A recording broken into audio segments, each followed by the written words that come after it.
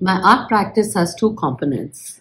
One is the research and study on Gandhian philosophy that has relevance to building moral and peaceful societies through nationalist narratives of colonial past connecting with the present. Second is the contemporary art production, where I create artwork with Ajrak.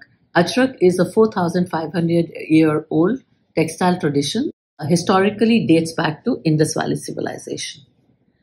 The shift in my work happened during the pandemic times when the lockdown took place and I couldn't travel to Bhuj to create my artworks, and I digitally transferred my select textile artworks onto paper, Hanamulhe paper, and I reworked on them as you would have seen me working on these papers. I used blocks, I use acrylic colors, and I use embroidery. I also used Zardozi embroidery. This is a golden wire with which I created boats. Boats is like a metaphor in this exhibition of mine. This show is more an academic research for my own self, where I am exploring time. What is time?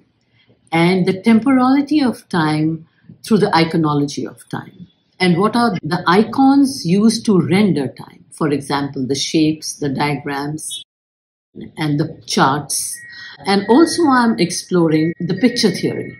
So my previous artworks, which started resonating with me because my previous artworks were speaking of adherence to one's duty, which is Swadharma, Sarvodaya, which is upliftment for all, Swadeshi, which is to be self-reliant, and the idea of self-duty and self-control through my last show, which was Swaraj and collectiveness.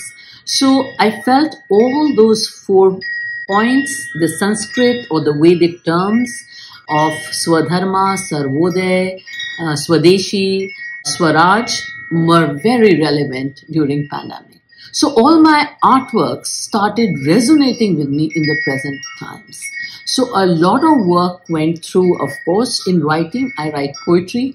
My first artistic production is through the words. The poetry came out first, and then I translated my work on the images.